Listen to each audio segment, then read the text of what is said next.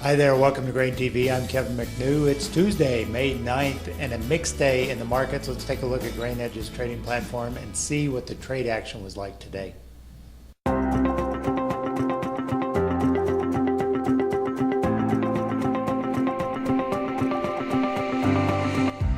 Grains were holding small gains going into the morning break, but the opening bell brought solid buying for soybeans. July futures quickly pushed up to the 970 area. For much of the session, wheat was pulled lower with Kansas City filling the gap left by the winter storm damage, while corn remained mostly unchanged. Going into the close, soybeans had double-digit gains, but a wave of selling at the end pushed the market off of its highs. For the day, corn was up 1, soybeans were up 9, and wheat was off 2. Welcome back. Let's take a look at some of the news that was shaping the trade today. First of all, overnight there was a couple of deals being done on U.S. wheat. Taiwan was in the market for hard red milling wheat, and Japan, in their usual 3 times a month tender, was buying 76,000 metric tons of U.S. wheat as well. But that was not enough to really stem the tide in the wheat market, which continues to focus on good growing conditions, plenty of moisture, and the likelihood of at least normal yields to slightly better than normal yields as we get closer to harvest. Looking ahead to tomorrow will be USDA's crop report, the first time they will be showing us what they expect for 2017-18 marketing year. And overall, the numbers are not really that exciting going into the report. Let's take a look at what most analysts are looking for in terms of U.S. carryout for the 2017-18 marketing year. Start first of all with corn and wheat, where traders are looking for a slight reduction of 200 million bushels from last year's carryout. In the case of wheat, obviously we have a big drop in acres. In the case of corn, also a good sized drop in acres.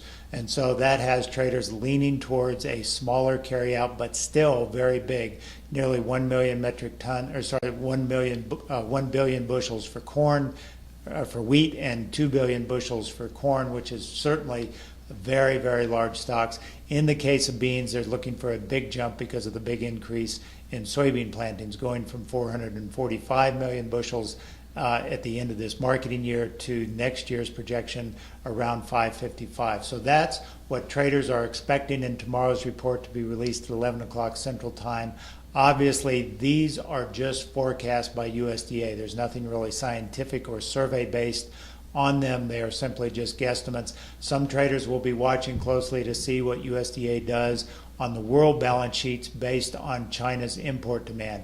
Right now, old crop 2016-17 USDA has been stuck at 88 million metric tons for Chinese imports of soybeans.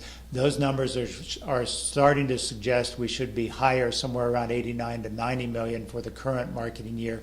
Going forward into 2017-18, it'll be interesting to see whether USDA will ratchet up their projection for 2017-18 Chinese imports. Some people think as much as 95 to 97 million metric tons may be the import number for world carryout, or for Chinese imports. Looking at world carryout numbers here, again, we see corn and wheat showing fairly decent cuts in carryout, but still very large, and soybeans holding about the same in terms of carryout projections. So again, nothing really expected to be changing the market attitude here. Really, the big number will be, or the big situation will be what happens to U.S. yields as we get further along into the growing season. Let's take a look at July corn action. Obviously today it was pretty disappointing. We had a sharp rally up in beans, and corn just could not attach itself to that rally in any sort of meaningful way. We were up as much as 2 or 3 at one point, but backing off to only a half a cent advance on the day. So really we continue to be locked in this range bound back since the 1st of March, stuck between 360 on the downside and 380 on the upside.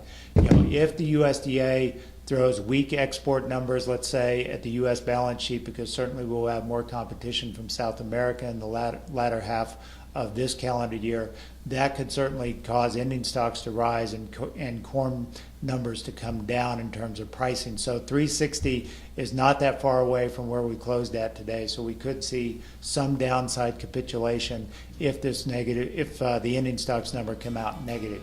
That's all we've got for today on Grain TV. As always, if you'd like to learn more about how we can help you in your own grain marketing situation, visit us online at grainhedge.com. Have a great day. We'll talk to you tomorrow about the crop report.